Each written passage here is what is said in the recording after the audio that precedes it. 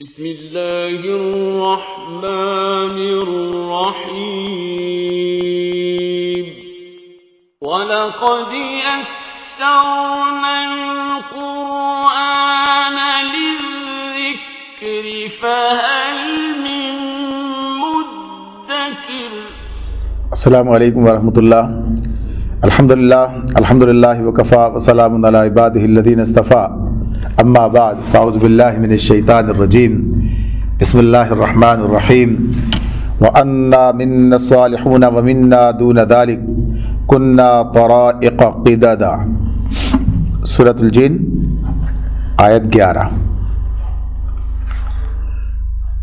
فرمایا اللہ رب العالمین نے جن آپس میں جو گفتگو کر رہے ہیں وہ اللہ تعالیٰ یہ بیان فرما رہے ہیں، تو فرمایا وَأَنَّا مِنَّا الصَّالِحُونَ، وہ کہتے ہیں اور یہ کہ ہم میں سے کچھ لوگ صالح ہیں اور کچھ اس سے فروتر ہیں، ہم مختلف طریقوں میں بٹے ہوئے ہیں۔ سورہ جن میں اس کے ابتدائی حصے کے اندر جنوں کے بارے میں، جنوں کی جو شخصیت ہے اس کے بارے میں، اس مخلوق کے بارے میں بات ہوئی تھی، اور یہ بات سامنے آئی تھی کہ نبی اکرم صلی اللہ علیہ وسلم وادی نخلا میں نماز کے اندر قرآن مجید کی تلاوت کر رہے تھے کہ یہ لوگ وہاں سے گزرے، جنوں کا وہاں سے گزر ہوا اور انہیں قرآن مجید کو سنا، اور سن کر اس سے ہدایت اخذ کی، یعنی انہیں اس پر ان کا قرآن مجید کی تلاوت کا ان پر اثر ہوا اور وہ ایمان بھی لائے، اور واپس جا کر اپنے لوگوں سے گفتگو کی اس بارے میں۔ تو وہ گفتگو ہے جو بیان ہو رہی ہے۔ تو اس گفتگو میں انہوں نے اس سے پہلے یہ بات کہی تھی کہ ہم نے یہ قرآن سنا ہے اور اس کے اندر جو باتیں بتائی گئی ہیں وہ درست ہیں، ٹھیک ہیں، ہم ایمان لے آئے ہیں، ہم اب کبھی شرک نہیں کریں گے، یعنی یہ ساری باتیں انہوں نے پچھلے اس میں آیات کے اندر سامنے آتی ہیں کہ وہ سب بیان کی آپس میں۔ اور یہ بھی کہا کہ ہم نہیں سمجھتے تھے کہ جن یا انسان جو اللہ کے بارے میں بھی غلط جھوٹ بول سکتے ہیں، یعنی یہ ہم سمجھ رہے تھے، تو ہم تو لوگوں کے کہے میں آئے تھے کہ جو کچھ لوگوں نے کہا کہ اللہ کے لیے بیٹے اور اولاد اور دیگر اور رشتے تجویز کر دیے، تو اب ہم اس سے باز آتے ہیں، یعنی ساری باتیں ہوئی تھیں۔ تو اب اس میں بھی کہتے ہیں کہ ہمارا معاملہ کیا ہے، یعنی ظاہر ہے کہ جن کو خوب اچھی طرح جانتے آپس میں بات ہو رہی ہے، ایسا نہیں کہ انسانوں سے بات ہو رہی ہے اور انہیں معلوم نہیں ہے، تو وہ آپس میں کہہ رہے ہیں وَأَنَّا مِنَّا الصَّالِحُونَ وَمِنَّا دُونَ ذَلِكَ، کہ ہم میں سے کچھ لوگ صالح ہیں اور کچھ لوگ اس کے علاوہ ہیں، اس سے فروتر ہیں، اس سے مختلف ہیں۔ تو یہ اور ہم جو ہیں كُنَّا طَرَائِقَ قِدَدًا، ہم مختلف طریقوں میں بٹے ہوئے ہیں۔ تو اس میں یہ بات سامنے آ رہی ہے کہ دین کے مذہب کے اعتبار سے، دین کے اعتبار سے بھی ان کے درمیان فرق ہے، یعنی سارے جن مسلم نہیں ہیں اور سارے جن غیر مسلم نہیں ہیں، دونوں باتیں اپنی جگہ پر ہیں۔ جیسے شیطان جن ہے اور ظاہر ہے کہ انکار کر گیا اور اس نے وہ کفر اختیار کر لیا، اس کا معاملہ یہ ہوا۔ تو اس اعتبار اس کا معاملہ تو یہ ہے، تو اس کی ضروریت میں جو اس کے ساتھ ہیں وہ اس طرف چلے گئے ہیں، لیکن ایسے بھی ہیں جو ایمان لائے ہیں اور جن کا ذکر سورہ اعقاف میں ہوا ہے، اور ان کے بارے میں یہ بات بھی پچھلے گفتگو میں آپ کے سامنے آ گئی تھی کہ وہ پہلے سے ایمان لائے ہوئے تھے، اور یہ دوسرا واقعہ ہے جس کے اندر یہ وہ لوگ ہیں جو شرک میں مبتلا تھے، لیکن جب یہ قرآن سنا ہے تو اس سے تائب ہو گئے ہیں۔ تو ان کا معاملہ یہ ہے، تو اس سے پتہ چل جاتا ہے کہ یہ لوگ بھی مختلف گروہوں میں منقسم ہیں، اخلاقی اعتبار سے بھی اچھے برے دونوں طرح کے جن پائے جاتے ہیں، اور مذہب کے یعنی دین کے اعتبار سے بھی کہ ایمان لانے والے بھی ہیں اور یہ غیر مسلم بھی ہیں۔ تو یہ چیز جو ہے، یہ بات بتا کر جو چیز وہ ان سے بتانا چاہتے ہیں کہ ان کے سامنے رکھنا چاہتے ہیں وہ یہ کہ راہ راست معلوم کرنے کے ہم بھی ضرورت مند ہیں، یعنی اپنے قوم کے جنوں کو سمجھانا چاہتے ہیں کہ ہم راہ راست معلوم کرنے کے محتاج ہیں، ہم اس سے بے نیاز نہیں ہو سکتے، یعنی ہمیں بھی اس کی ضرورت ہے۔ تو یہ بات ہے جب وہ اس موقع پر ان کے سامنے رکھتے ہیں۔ اور آگے مزید ان کی گفتگو جاری ہے۔ فرمایا اللہ تعالیٰ نے وَأَنَّا ظَنَنَّا أَن لَّن نُّعْجِزَ اللَّهَ فِي الْأَرْضِ وَلَن نُّعْجِزَهُ هَرَبًا، اور یہ یعنی وہ جن کہہ رہے ہیں اور یہ کہ ہم سمجھتے تھے کہ نہ زمین میں ہم اللہ کو عاجز کر سکتے ہیں اور نہ بھاگ کر اسے ہرا سکتے ہیں۔ یہ جو اپنی اصل حیثیت کا انسان کو یا جن کو، یہ جنوں کی بات ہو رہی ہے، جب یہ ادراک ہوتا ہے، احساس ہوتا ہے اور وہ سمجھ لیتے ہیں کہ وہ بندے ہیں، یعنی ان کے اختیار، ان کی حیثیت کیا کچھ ہے، اللہ نے جو دائرہ بنا دیا اس کے اندر ہیں. تو یہ بھی ان کے بارے میں کہتے ہیں کہ ہمارے ذہن میں یہ بات موجود تھی، ہم سمجھتے تھے کہ ہم جو ہے اللہ کو زمین میں ہرا نہیں سکتے، یعنی ہم اللہ کو عاجز نہیں کر سکتے، نہ بھاگ کر اسے ہرا سکتے ہیں، کہیں نکل کے جا سکتے ہیں. تو ہمیں تو یہیں اور اسی نظام کے اندر جو اللہ نے بنا دیا رہنا ہے. تو ہمارے اسی خیال نے ہمیں نجات کی راہ دکھائی ہے. ہماری یہ سوچ جو تھی اس نے ہمیں اس بات پر آمادہ کیا کہ ہم اللہ کی بات سنیں، اللہ کے بندے کی بات سنیں. تو یہ جو اللہ کا خوف ان کے دلوں میں تھا یہ انہیں راہ راست کی طرف لے آیا.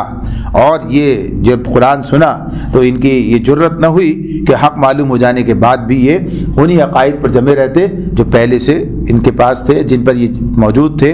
لہذا انہوں نے اپنے ان نادان لوگوں کے بتائے ہوئے عقیدوں کو چھوڑ دیا اور قرآن کے بتائے ہوئے عقیدے کو اختیار کر لیا. تو یہ وجہ اس آیت کے اندر بیان ہو گئی کہ ہمارا یہ خیال تھا کہ ہاں ہم اللہ سے کہیں دور نہیں نکل سکتے اور ہمیں بہرحال اس کے پاس واپس بھی جانا ہے. آگے فرمایا وَأَنَّا لَمَّا سَمِعْنَا الْهُدَىٰ آمَنَّا بِهِ فَمَن يُؤْمِن بِرَبِّهِ فَلَا يَخَافُ بَخْسًا وَلَا رَهَقًا. اور یہ کہ ہم نے جب ہدایت کی تعلیم سنی تو ہم اس پر ایمان لے آئے، یعنی بالکل واضح بات ہو گئی اب یہ کہ ہاں وہ ایمان لائے، پہلے نہیں تھے اب آئے. کہتے ہیں وَأَنَّا لَمَّا سَمِعْنَا الْهُدَىٰ آمَنَّا بِهِ، اور یہ کہ جب ہم نے جب ہدایت کی تعلیم سنی تو ہم اس پر ایمان لے آئے. فَمَن يُؤْمِن بِرَبِّهِ فَلَا يَخَافُ بَخْسًا وَلَا رَهَقًا. اب جو کوئی بھی اپنے رب پر ایمان لے آئے گا اسے کسی حق تلفی یا ظلم کا خوف نہ ہوگا. یہ ایک اصولی بات ہے جو وہ بیان کر رہے ہیں، لیکن سب کے لیے یہ بات اسی طرح سے برابر ہے. یعنی کہ جب کوئی اللہ پر ایمان لائے گا تو یقیناً پھر اللہ تعالیٰ کے پاس اس کا مقام کچھ اور ہوگا اس کے مقابلے میں جو ایمان نہیں لاتا ہے. اور جو وعدے اللہ تعالیٰ نے ان سے کر رکھے ہیں، اہل ایمان سے کیے ہیں اجر کے وعدے، وہ ان کے حق میں پورے ہوں گے. ایسا نہیں ہوگا کہ انسان جو ہے عمل کرے اور اسے اس کا بدلہ، نیک عمل کا بدلہ نہ دیا جائے یا برے عمل کا بدلہ جو ہے وہ کچھ زیادہ دے دیا جائے. تو کوئی معاملہ اللہ کے پاس ایسا نہیں ہے. نیک عمل کے بارے میں تو اللہ تعالیٰ فرماتے ہیں کہ وہ بڑھا چڑھا کر دیا کرتے ہیں اس کا بدلہ. تو کہا کہ اب کسی حق تلفی یا ظلم کا خوف نہ ہوگا کہ اب اس معاملے میں کوئی ان کے ساتھ زیادتی ہو جائے اور پھر ان کا انجام پھر جو ہے وہ بخیر نہ ہو. تو یہ کہتے ہیں کہ جو بھی اپنے رب پر ایمان لے آئے گا اب اس کا معاملہ اللہ کے ساتھ ہے، اللہ کے حوالے ہو گیا ہے، اور اب وہ اس سے خوف سے اور غم سے جو ہے وہ آگے نکل گیا ہے. اور پھر کہتے ہیں وَأَنَّا مِنَّا الْمُسْلِمُونَ وَمِنَّا الْقَاسِطُونَ فَمَنْ أَسْلَمَ فَأُولَٰئِكَ تَحَرَّوْا رَشَدًا. اور یہ کہ ہم میں سے کچھ مسلم ہیں اور کچھ حق سے منحرف. تو جنہوں نے اسلام کا راستہ یعنی اطاعت کا راستہ اختیار کر لیا تو انہوں نے نجات کی راہ ڈھونڈ لی.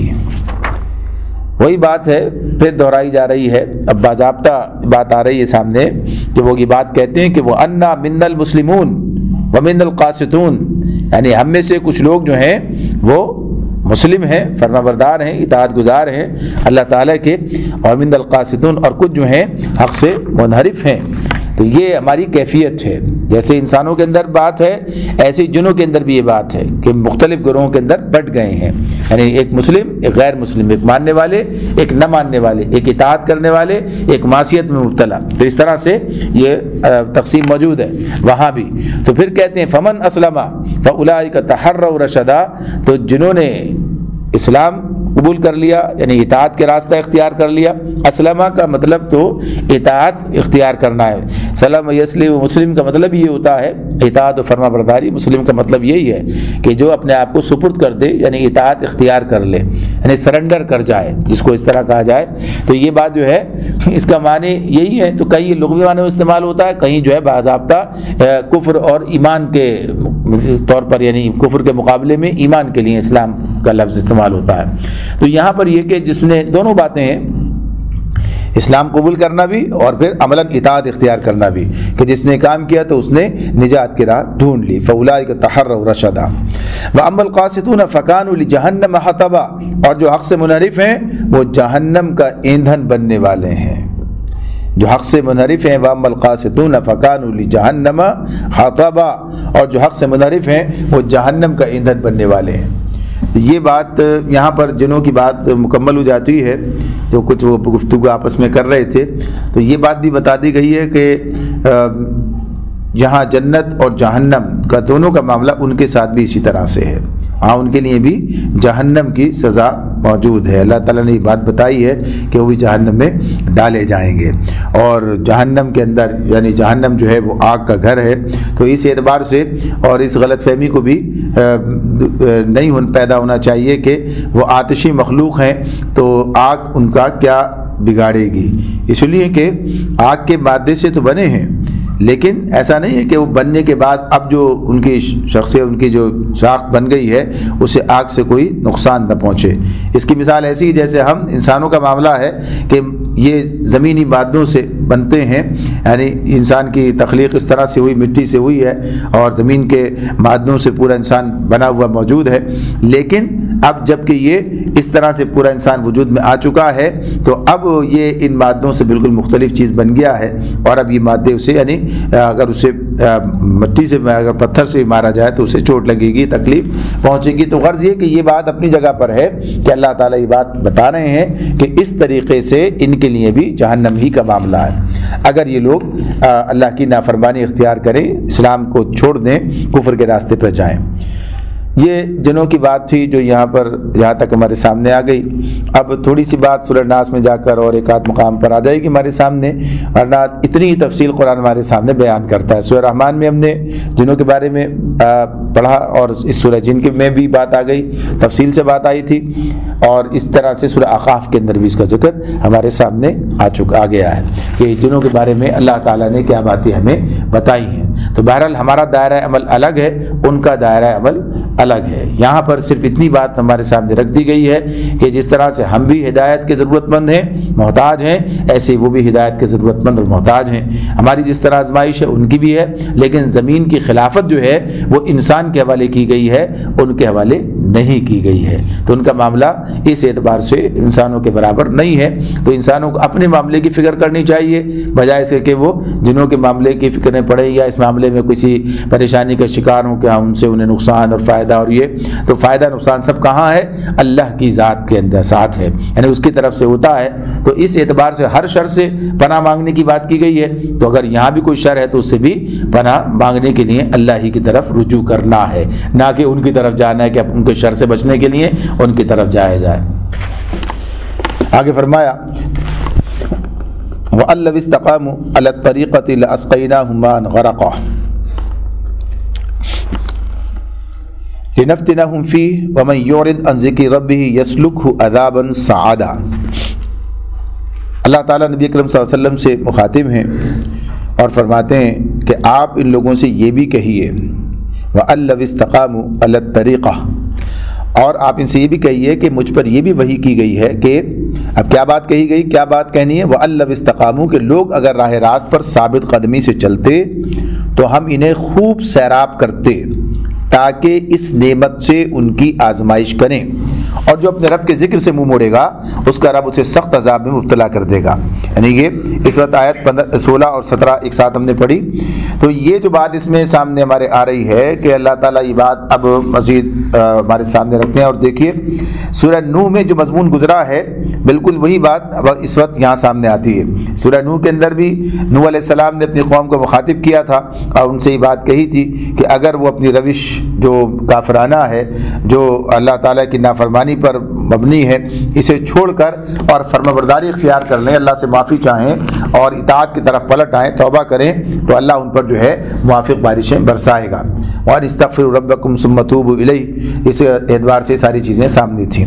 تو اب یہاں پر یہ بات آ رہی ہے سامنے، اللہ تعالیٰ پھر یہ بات نبی صلی اللہ علیہ وسلم کے ذریعے ہمارے سامنے رکھتے ہیں۔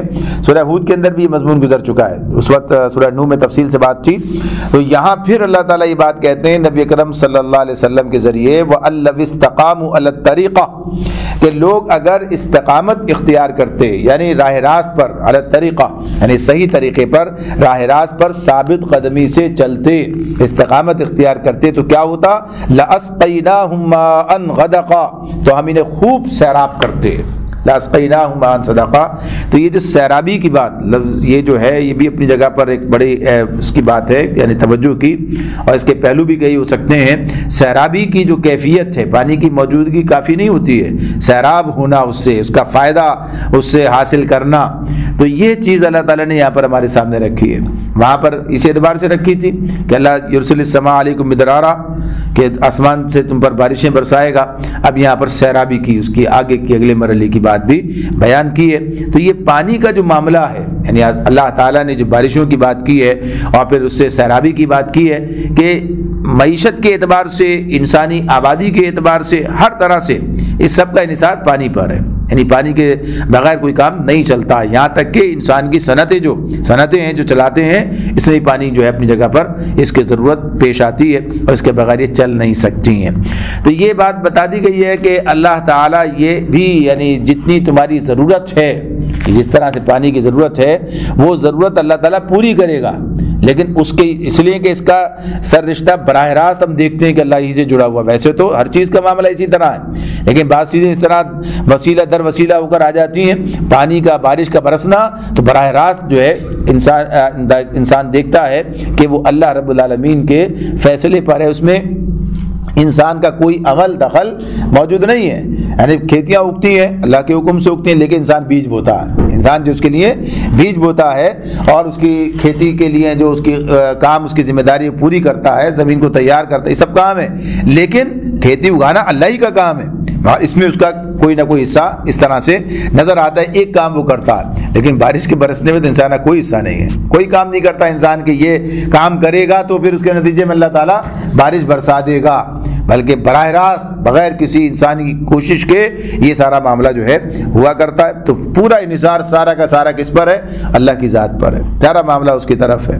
اس میں انسان کی کاوش کا, اس کی کوشش کا کوئی دخل نہیں ہے, کسی قسم کا معاملہ اس کا اس اعتبار سے نہیں ہے. تو اللہ تعالیٰ یہ بات بتا رہے ہیں کہ بہرحال ہم یہ عطا فرمائیں گے, ہم یہ جو سیرابی عطا کریں گے. تو اگر یہ لوگ راہ راست پر ثابت قدمی سے چلتے تو ہم انہیں خوب سیراب کرتے.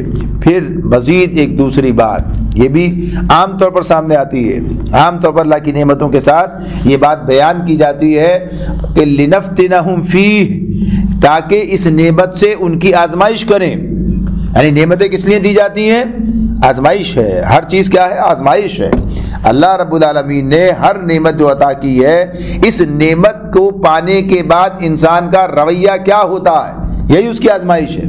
یعنی نعمتوں کو پانے کے بعد نعمتوں کو استعمال کرتا آدمی, منعم کو پہچانتا ہے کہ نہیں پہچانتا, یعنی جو نعمت دینے والا ہے, یا بس استعمال کرتا ہے, مزے کرتا ہے اور یہ نہیں سوچتا کس نے دی, کیوں دی, اور اللہ تعالیٰ کا اس سے اور بھی کوئی مطالبہ ہے کہ نہیں ہے. یعنی یہ سب چیزیں انسان کے لیے ہیں کہ وہ سوچتا ہے, غور کرتا ہے, تو اسے بات سمجھ میں آتی ہے. تو یہ آزمائش ہے کہ نعمتوں کو پانے کے بعد, ان سے مستفیض ہونے کے بعد پھر انسان کا رویہ کیا ہوتا ہے. تو اللہ تعالیٰ نے یہ بات بتائی ہے کہ یہ جو ہے نعمت کے ساتھ یہ لنفتنہم فی, تاکہ اس نعمت سے ان کی آزمائش کریں. اور یہ بات ہمارے سامنے بار بار ہے, ھذا من فضل ربی لیبلونی اشکر ام اکفر, یہ میرے رب کا فضل ہے اور یہ کیا وہ تاکہ مجھے آزمائے کہ میں شکر کرنے والا بنتا ہوں یا کفر کرنے والا. تو یہ جو شکر اور کفر کی جو بات ہے یہ تفصیل اس کی سامنے آپ کے آ چکی ہے کہ بہرحال یہ بات شکر تو یہی ہے کہ اللہ کی نعمتوں کا ادراک, منعم کو پہچاننا اور اللہ کی نعمتوں کا درست استعمال, اور جس مقصد کے لیے عطا کی گئی ہیں اس مقصد پر لگنا, اس کو پورا کرنا جس مقصد کے لیے دی گئی ہیں. انسان کی زندگی کا مقصد کیا ہے؟ اس کی زندگی کی یعنی اس کی زندگی کو برقرار رکھنے کے لیے, بسر کرنے کے لیے یہ ساری نعمتیں ہیں. تو زندگی کس کام کے لیے ہے؟ تو آدمی وہ بات اپنے سامنے رکھے تو یہی شکر گزاری ہے, یہی کامیابی ہے آزمائش کے اندر. لیکن اگر آدمی زندگی کو بھی اسی کام میں لگا دے کہ بس اسی کے لیے ہے, تو گویا کہ یہ پھر اپنی آزمائش کو میں پورا نہیں اتر سکتا. تو یہ چیز ہے جو بار بار آتی ہے سامنے, لنفتنہم فی, کہ ہم اس نعمت کے ذریعے سے ان کی آزمائش کریں. عام طور پر صورتحال یہی ہے کہ ہم نعمتیں مانگتے ہیں, نعمتیں ملتی ہیں, نعمتیں برتتے ہیں, مگر یہ بات سامنے نہیں رہتی کہ اس کے ذریعے سے ہماری آزمائش ہو رہی ہے اور آزمائش میں کامیابی کا راستہ اللہ کون سا ہے یہ ہم جانیں سمجھیں. تو یہی بات ہے جو بار بار ہوتی ہے. آگے فرمایا وَمَن يُعْرِضْ عَنْ ذِكْرِ رَبِّهِ يَسْلُكْهُ عَذَابًا صَعَدًا، اور جو اپنے رب کے ذکر سے منہ موڑے گا اس کا رب اسے سخت عذاب میں مبتلا کر دے گا، اس کا رب اسے سخت عذاب میں مبتلا کر دے گا.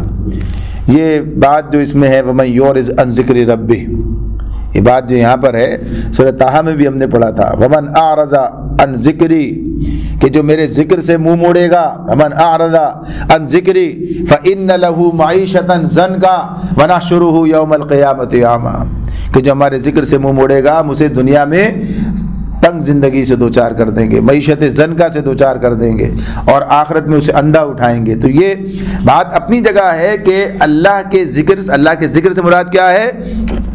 اللہ تعالیٰ نے جو نصیحت بھیجی ہے.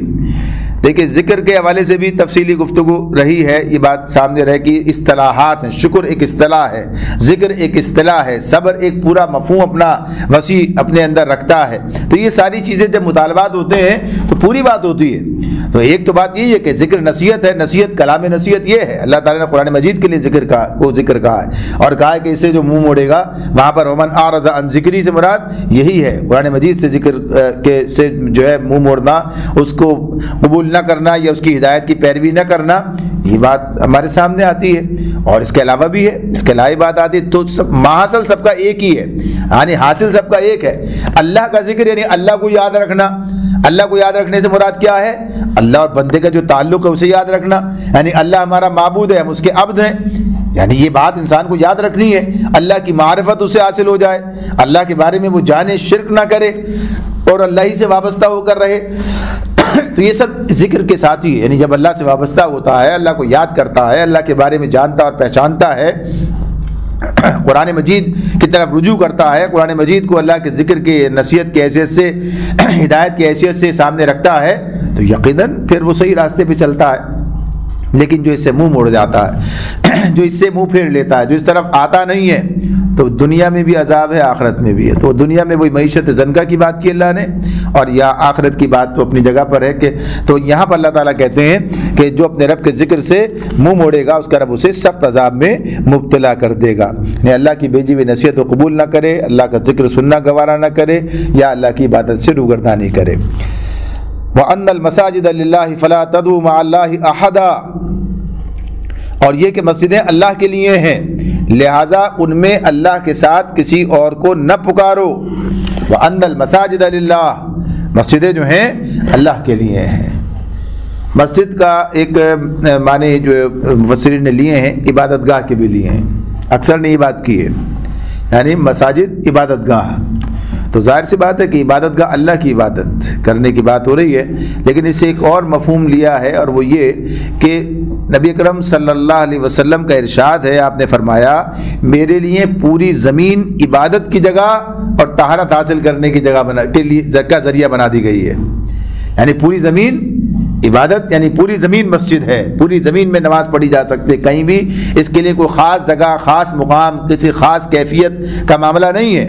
پوری زمین جو ہے نبی اکرم صلی اللہ علیہ وسلم کی امت کے لیے اللہ تعالیٰ نے اس کو مسجد قرار دیا، یعنی یہاں نماز وہ ادا کر سکتے ہیں، کہیں بھی عبادت جو ہے وہ کر سکتے ہیں. اور طہارت حاصل کرنے یعنی تیمم کا ذریعہ، اور ویسے بھی مٹی جو ہے جیسے کہا جوتا مٹی سے پاک ہو جاتا ہے، جوتا نبی صلی اللہ علیہ وسلم کا ارشاد ہے کہ مٹی سے جب زمین پہ چلتے ہیں تو پاک ہو جاتا ہے. تو یہ پاک کرنے کی جگہ کی چیز ہو گئی، اور دوسرے تیمم بھی اسی سے کرتے ہیں، زمین سے، مٹی سے. تو یہ بات کہ اب اس اعتبار سے اس کا مطلب کیا ہوگا؟ اس کا مطلب پھر یہ ہوگا، حسن بصری رحمۃ اللہ علیہ اس کو اسی طرح سے کہتے ہیں کہ پوری زمین پوری کی پوری عبادت گاہ ہے، اور آیت کا منشا یہ ہے کہ اللہ کی زمین میں کہیں بھی شرک نہ کیا جائے، اللہ کی زمین میں کہیں بھی شرک نہ کیا جائے. تو یہ تو ایک عمومی بات ہے، یعنی اس اعتبار سے. ورنہ خصوصی بات تو یہی ہے کہ جو مسجدیں ہیں جو عبادت کے لیے مخصوص ہیں، ان کے اندر تو معاملہ یہ، یعنی یہ کسی بھی طرح سے یہ بات گوارا نہ کی جائے کہ یہاں جا کر بھی آدمی اللہ کے بجائے کسی اور کو پکارنے لگے، اللہ کے بجائے کسی اور سے مانگنے لگے. یعنی یہ بھی پکارنے کے معنی ہے، وَلَا تَدْعُوا مَعَ اللَّهِ أَحَدًا، اللہ کے سوا کسی اور کو نہ پکارا جائے۔ تو یہ جس تناظر میں ہے وہ اگلی آیت کے اندر بات واضح ہو رہی ہے، اگلی آیت میں بات واضح ہو رہی ہے، لیکن یہ عمومی سے حاصل ہے کہ کہیں بھی یہ کام نہ کیا جائے۔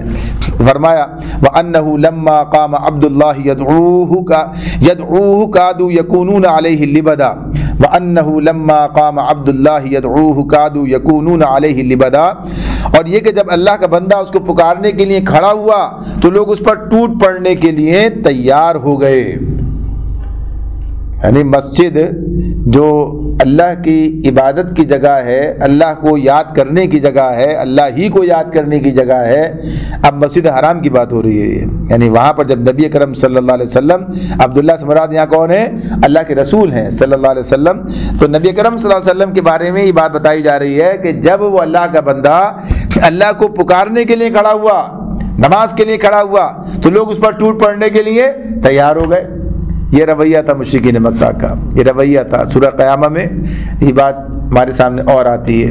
تو یہ بات کہ جو جگہ اللہ کو پکارنے کی ہے وہاں اللہ کو پکارنا ہی جرم بنا دیا گیا، یعنی کیسی بات ہے یہ؟ یعنی جو جگہ اللہ کو پکارنے کی ہے، جہاں اللہ ہی کی عبادت ہونی چاہیے حرم میں، لیکن ان لوگوں نے اسے شرک کا گڑھ بنا دیا تھا اور اللہ کو پکارنے پر جو ہے پابندی لگا رہے تھے۔ یعنی نبی کرم صلی اللہ علیہ وسلم جب نماز کے لیے کھڑے ہو رہے تو آپ کے ساتھ ظلم و زیادتی کرنے پر آمادہ ہیں، روکنا چاہتے ہیں، آپ کو نہیں کرنے دینا چاہتے عبادت، اللہ کو پکار رہے ہیں۔ تو یہ بات اس کے اندر ہے جو بیان ہو رہی ہے۔ فرمایا قل انما ادعو ربی ولا اشرک بہ احدا، اے نبی کہو کہ میں تو اپنے رب کو پکارتا ہوں اور اس کے ساتھ کسی کو شریک نہیں کرتا۔ بہرحال میرا معاملہ تو یہی ہے، میرا معاملہ کوئی کچھ بھی کرے، یہ سارے کے سارے جو ظلم ستم کرنے کے لیے تیار ہو گئے، کھڑے ہو گئے، یہ سب کچھ کر رہے ہیں، سن لیں یہ بات کہ میرا معاملہ کیا ہے کہ میں تو اپنے رب کو پکارتا ہوں اور اس کے ساتھ کسی کو شریک نہیں کرتا، یعنی میں تو الہ واحد ہی کی بندگی کرنے والا ہوں۔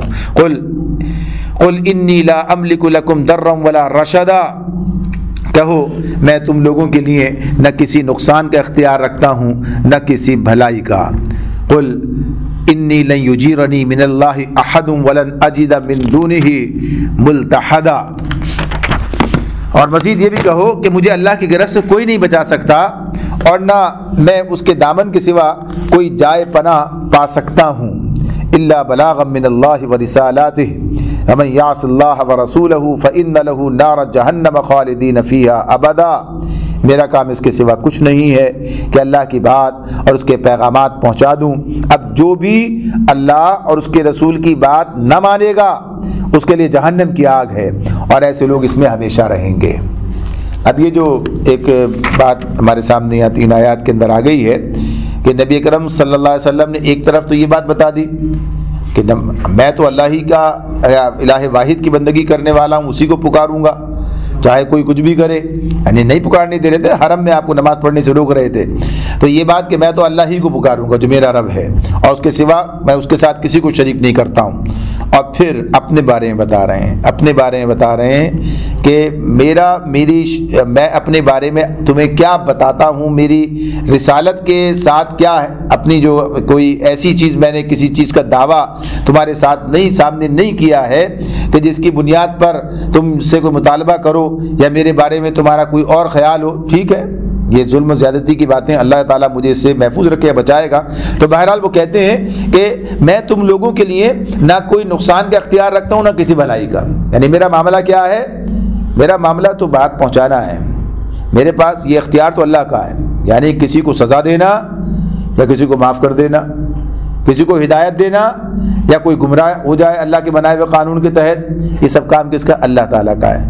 اور ساتھ ہی ساتھ یہ بھی کہا کہ انی لن یجیرنی من اللہ احد، اللہ تعالیٰ خود کہہ دیجئے انی لن یجیرنی من اللہ احد، مجھے اللہ کی گرفت سے کوئی نہیں بچا سکتا۔ یعنی اگر میں خود، میرا معاملہ کیا ہے کہ اگر میں اللہ کی نافرمانی کروں، اگر میں تمہارے کہے میں آ جاؤں تو مجھے اللہ سے کون بچائے گا؟ میں نے تو کبھی یہ نہیں کہا کہ میں خود ذاتی بلبوتے پر کوئی بات ہے، یہ تو معاملہ اسی اعتبار سے ہے کہ تم مجھے کدھر بلا رہے ہو، تو یہ معاملہ کہ میں تو تمہیں کوئی دھمکی اپنی ذات کے اعتبار سے نہیں دے رہا ہوں کہ میں تمہارا یہ کروں گا وہ کر دوں گا، بلکہ معاملہ ہے اللہ کا معاملہ ہے. اللہ کے رسول کو جھٹلا رہے ہو، اللہ کی دعوت کا انکار کر رہے ہو، اللہ کی بات نہیں مان رہے ہو، اللہ ہی تم سے انتقام لے گا، اللہ ہی تم سے بدلہ لے گا. تو یہ بات کہی گئی، بتا دیا گیا کہ میرا معاملہ بھی ذاتی طور پر بھی یہ ہے کہ میں تو اس کے دامن کے سوا کوئی جائے پناہ نہیں پاتا. یعنی میرا معاملہ جو ہے وہ اپنی جگہ پر خدائی کے سارے اختیارات اللہ کے ہاتھ میں ہیں. کسی کو نفع یا نقصان پہنچانا یہ سب اللہ کا معاملہ ہے. میں تو اپنے نفع نقصان کو بھی اللہ سے وابستہ رکھتا ہوں، وہی، اور واقعہ یہی ہے کہ وہی مالک ہے ان تمام چیزوں کا. اور پھر اپنے بارے میں بتا دیا میرا کام اس کے سوا کچھ نہیں، الا بلاغا من اللہ و رسالاتہ، میرا کام اس کے سوا کچھ نہیں ہے کہ اللہ کی بات اور اس کے پیغامات پہنچا دوں، بس یہ میرا کام. تو آپ نے اپنے بارے میں ان کے سامنے بالکل وضاحت کر دی ہے. اور پھر فرمایا ہے وَمَن يَعْصِ اللَّهَ وَرَسُولَهُ، کہ جو اللہ اس کے رسول کی نافرمانی کرے گا فَإِنَّ لَهُ نَارَ جَهَنَّمْ، پھر اس کے لیے جہنم ہے، وہ جہنم کی آگ ہے اس کے لیے، نار جہنم، جہنم کی آگ ہے اس کے لیے، خالدین فیہا ابدا، ایسے لوگ اس میں ہمیشہ رہیں گے. اب یہ بات یاد رہنی چاہیے کہ یہ بات جو کہی جا رہی بات پوری ہوتی ہے، جب بات کوئی کرتے ہیں تو پوری بات کو سامنے رکھنے کی بات ہوتی ہے.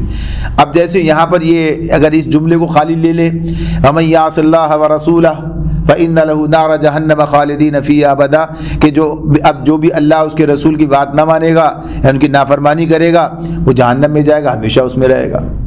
تو یہ بات اس اعتبار سے نہیں ہے کہ یہ ہر نافرمانی کی سزا بدی جہنم، ایسا نہیں ہے. نافرمانی تو انسان کرتا ہے، مسلمان ہونے کے باوجود بھی کرتا ہے. تو یہ معاملہ اس اعتبار سے ہے کہ جو بات پیچھے سے چلی آ رہی ہے، توحید کی جو دعوت دی گئی تھی، دی جا رہی تھی، جو بات پیچھے سے چلی آ رہی ہے، اب وہ اس پوری بات کو نہیں مانتا. نبی اکرم صلی اللہ علیہ وسلم کی دعوت، جو دعوت دے رہے تھے آپ، اس دعوت کو قبول نہیں کر رہا ہے، ایمان کی دعوت کو قبول نہیں کر رہا ہے، تو کافر تو ہمیشہ کے لیے جہنم میں جائے گا. تو یہ بات بتا دی ہے کہ جو اللہ اس کے رسول کی نافرمانی کر رہا ہے، یعنی اس اعتبار سے کہ ان کی بات نہیں مان رہا ہے، ایمان نہیں لا رہا ہے، تو ابدی جہنم کی بات ان کے لیے ہے. باقی جو گناہ کی بات ہے اس کو الگ بیان کیا گیا ہے، ٹھیک ہے، سزا پا کے واپس اللہ تعالیٰ ان کو پر مہربانی کرے سب. اور یہ جو خلود کی بات جو ہے ان کے لیے نہیں ہے، تو یہ بتا دیا گیا ہے. فرمایا حتی اذا رأوا ما یوعدون فسیعلمون من اضعف ناصرا واقل عددا. اللہ تعالیٰ فرماتے ہیں کہ یہ لوگ اپنی سروس سے باز نہ آئیں گے یہاں تک کہ جب اس چیز کو دیکھ لیں گے جس کا ان سے وعدہ کیا جا رہا ہے، تو انہیں معلوم ہو جائے گا کہ کس کے مددگار کمزور ہیں اور کس کا جتھا تعداد میں کم ہے. حتی اذا رأوا، یہاں تک کہ جب اس چیز کو دیکھ لیں گے، یہ ما یوعدون جس کا ان سے وعدہ کیا جا رہا ہے، فسیعلمون، تو پھر انہیں معلوم ہو جائے گا من اضعف ناصرا واقل عددا، کہ کس کے مددگار کمزور ہیں کس کا جتھا تعداد میں کم ہے. یہ بغیر سوال کے جواب ہے، بغیر سوال کے جواب ہے. یعنی یہ جو ان کا اپنا زوم تھا، ہم یہ چند لوگ ہیں تھوڑے سے، نبی صلی اللہ علیہ وسلم کے ساتھ لوگ ہی کتنے ہیں، اور ہم تو بڑا طاقتور جتھا ہیں، اور ہم تو یوں کر دیں گے اور ہم ایسا کر دیں گے، آسانی سے دبا لیں گے ان کو. تو یہ بتایا جا رہا ہے کہ اپنے آپ کو کثیر التعداد دیکھ کر اور نبی کرم صلی اللہ علیہ وسلم کے ساتھیوں کو آپ کو گویا بظاہر تو ایسے لگ رہا ہے کہ بے یار و مددگار سمجھ رہے ہیں. تو یہ مت سمجھو، جب تمہارا وقت آئے گا جس کا تم سے وعدہ کیا جا رہا ہے، یعنی برا وقت تمہارا آئے گا اس کا وعدہ کیا جا رہا ہے، جب پکڑ کا وقت آئے گا، جب فیصلے کا وقت آئے گا، تو پتہ چل جائے گا کہ کون کمزور ہے اور کون طاقتور ہے. نہیں تمہارا جتھا جس پر تمہیں زوم ہے کہ اس کے ذریعے تم دبا لو گے، تمہیں معلوم ہو جائے گا اس کی کیا حیثیت ہے، کیا اس کی وقت ہے. اور ہوا بھی، بدر کے میدان میں دیکھ لیا کیا صورتحال ہوئی. تو اللہ تعالیٰ یہ بات بتاتے ہیں کہ بہرحال یہ وقت آنے پہ پتہ چلے گا. قل ان ادری اقریب ما توعدون ام یجعل له ربی امدا، کہو میں نہیں جانتا کہ جس چیز کا وعدہ تم سے کیا جا رہا ہے وہ قریب ہے یا میرا رب اس کے لیے کوئی لمبی مدت مقرر فرماتا ہے. یہ اسی کی بات ہے کہ جب بھی کہا نا کہ ما یوعدون جس کا وعدہ کیا جا رہا ہے، یعنی جس کی خبر دی گئی ہے، جس کے بارے میں بتایا جا رہا ہے، تو یہ وہی عذاب کی بات ہو، قیامت کی بات ہو، دونوں صورتوں کے اندر بات یہی ہے کہ جو تم سے کہا جائے ایسا ہوگا، یہ نتیجہ نکلے گا، کب نکلے گا یہ اللہ جانتا ہے، مجھے نہیں معلوم ہے، میں نے کبھی اس کا دعویٰ نہیں کیا. نبی اکرم صلی اللہ علیہ وسلم یہ فرما رہے ہیں کہ یہ تو اللہ ہی کو معلوم ہے، دعویٰ نہیں کیا کہ مجھے کل آ جائے گا، پرسوں آ جائے گا۔ اگر کسی رسول نے کہا ہے، جیسے ہمارے سامنے کہ انہوں نے کہا 3 دن اور رہ بس لو، تو وہ اللہ کی بتائی ہوئی مدت تھی، اللہ کی بتائی ہوئی مدت ہے۔ تو جب اللہ نے یعنی قیامت کے معاملے کو اللہ نے اپنے اس علم کو اپنے پاس رکھا ہے، اور جہاں تک عذاب کا معاملہ یہ بھی اللہ کے پاس ہے، کب کیا کیسے ہوگا۔ تو یہ چیزیں جو ہیں تو وہ کہتے ہیں میں نہیں جانتا کہ یہ تمہارا جو یوم الحساب ہے یہ کب آئے گا، دنیا میں یا آخرت میں۔ فرمایا عالم الغیب فلا یظہر علی غیبہ احدا، وہ عالم الغیب ہے اور اپنے غیب پر کسی کو مطلع نہیں کرتا۔ یعنی جیسا عالم الغیب اللہ ہے تو اپنا یہ علم کلی یعنی غیب کے اعتبار سے کسی کو منتقل نہیں کرتا، کوئی دوسرا عالم الغیب نہیں ہو سکتا ہے۔ البتہ کتنا ہو سکتا ہے، کیا ہو سکتا ہے بتایا، الا من ارتضى من رسول فانه يسلك من بين يديه ومن خلفه رصدا، سوائے اس رسول کے جسے اس نے اس میں سے یعنی اس غیب کے علم میں سے کچھ دینا پسند کر لیا ہو، لہذا اس کے آگے اور پیچھے وہ محافظ لگا دیتا ہے۔ یعنی یہ جو کچھ رسول غیب کی بات بتاتے ہیں تو اس بنیاد پہ نہیں بتاتے کہ وہ عالم الغیب ہیں، بلکہ اس بنیاد پہ بتاتے ہیں کہ اللہ نے اس غیب کی خبر انہیں دی ہوتی ہے، اس کا علم اللہ نے انہیں دیا کہ انہیں پتہ چلا، وہ بات معلوم ہوئی۔ علم کا مطلب جاننا ہے، لیکن ایک جو ذاتی طور پر جاننا ہے کہ اپنی ذات کی بنیاد وہ اللہ کی بات ہے۔ وَإِنَّهُ مَفَاتِحُ الْغَيْبِ لَا يَعْلَمُهَا إِلَّا هُوَ، یعنی یہ بات سورۃ الانعام میں واضح طور پر بتا دی گئی کہ اللہ ہی غیب کی کنجیاں اس کے ہاتھ میں ہے۔ وَإِنَّهُ مَفَاتِحُ الْغَيْبِ، یعنی سب باتیں جو ہے غیب اللہ ہی کو پتہ ہیں، کوئی اس کے سوا اسے نہیں جانتا، لا يعلمها الا هو، کوئی نہیں جانتا اس کے سوا ان کو۔ تو یہ تو بات اللہ کے علم اس کا، پھر وہ جتنا چاہتا ہے اپنے رسولوں کو منتقل کر دیتا ہے، جتنا چاہتا ہے اپنے رسولوں کو منتقل کرتا ہے، جیسی ضرورت ہوتی ہے۔ کام ان کا ہے، انہیں دنیا کے اندر کام کے لیے بھیجا گیا ہے، کام ایک بڑا ان کے سپرد کیا گیا ہے، تو اس کے حوالے سے جو اس کے تقاضے ہیں، جتنی ضرورت ہے، اللہ تعالیٰ وہ علم انہیں عطا فرماتا ہے، اور پھر جب عطا فرماتا ہے تو پھر کیا ہے، پھر محافظ بھی لگاتا ہے۔ تو یہ وہی بات ہے جو آغاز میں ہوئی تھی سورہ جن کے، جو کہہ رہے تھے ہم نے دیکھا تو ہر طرف پہرے لگے ہوئے ہیں، فرشتے بیٹھ، تو اس یعنی محفوظ طریقے سے منتقل کر دیا جائے، کوئی آمیزش نہ ہونے پائے، کوئی اس میں رکاوٹ نہ ڈال سکے، کوئی اس کو کسی کے علم میں رسول کے بغیر یہ کوئی نہیں آئے گا۔ تو یہ بات کہ کسی قسم کا رکھنا کوئی چیز تو اللہ تعالیٰ محافظ لگاتا ہے، آگے پیچھے یہ سب، تو اس اعتبار سے کہ پہنچے، اور پھر اس کی حفاظت کا معاملہ بھی اللہ کے ذمہ رہتا ہے۔ لِيَعْلَمَ أَنْ قَدْ أَبْلَغُوا رِسَالَاتِ رَبِّهِمْ وَأَحَاطَ بِمَا لَدَيْهِمْ وَأَحْصَى كُلَّ شَيْءٍ عَدَدًا، فرمایا تاکہ وہ جان لے کہ انہوں نے اپنے رب کے پیغامات پہنچا دیے اور وہ ان کے پورے ماحول کا احاطہ کیے ہوئے ہے، اور ایک ایک چیز کو اس نے گن رکھا ہے۔ یعنی یہ بات جو ہے اس اعتبار سے پہنچا دی ہے اللہ تعالیٰ، یعنی پہلے تو رسول کی طرف بھی اللہ کی طرف سے بھیجا جا رہا ہے کہ رسول یہ جان لے گا کہ اللہ تعالیٰ کے پیغامات ٹھیک ٹھیک اس کے پاس پہنچ گئے، نہیں رسول کے ذریعے سے یہ بات اللہ نے بتا دی ہے کہ کوئی شائبہ نہیں ہے اس بات کا کہ درمیان میں اللہ سے بندے تک پہنچنے میں، یعنی رسول فرشتے کے ذریعے سے یہ بات آ رہی ہے تو کوئی اس کے اندر کمی، کوئی اس کے اندر تصرف کسی کا معاملہ نہیں، برائے وہی بات جو اللہ تعالیٰ نے کہی، جو پیغام اللہ کا ہے وہی اللہ کے بندے یعنی اللہ کے رسول تک پہنچ رہا ہے، اور پھر یہ بھی کہ رسول جو ہے اللہ کے بندوں تک پھر یہ پیغام آگے پہنچاتا ہے۔ تو یہ سب چیزیں اس علم کے حوالے سے ہیں کہ وہ جان لے، اور پھر یہ کہ وَأَحَاطَ بِمَا لَدَيْهِمْ، اور وہ ان کے ماحول کا احاطہ کیا، ہر چیز اللہ کے اس میں ہے، کوئی چیز باہر نہیں ہے، کل شیء عددا، اور ایک ایک چیز کو اس نے گن رکھا ہے، ایک ایک چیز کو۔ تو یہ سارے معاملات جو ہیں کوئی کمی بیشی کا تصور نہیں ہے، کوئی معاملات اس اعتبار سے نہیں ہے، ہر چیز اللہ تعالیٰ کے پاس محفوظ ہے۔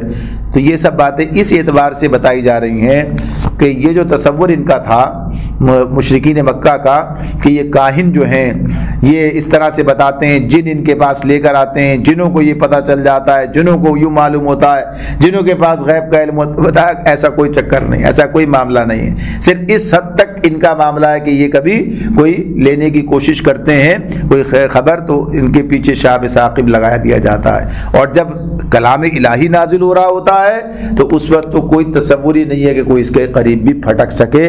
تو یہ مضمون آغازی میں سورہ جن کے ہمارے سامنے آ چکا ہے، اس لیے پورے پورے اعتماد کے ساتھ اللہ کی کتاب اللہ کے رسول کی طرف ہدایت کے لیے رجوع کیا جائے۔ اللہ تعالیٰ ہمیں سمجھنے اور عمل کرنے کی توفیق عطا فرمائے۔ وآخر دعوانا ان الحمد للہ رب العالمین۔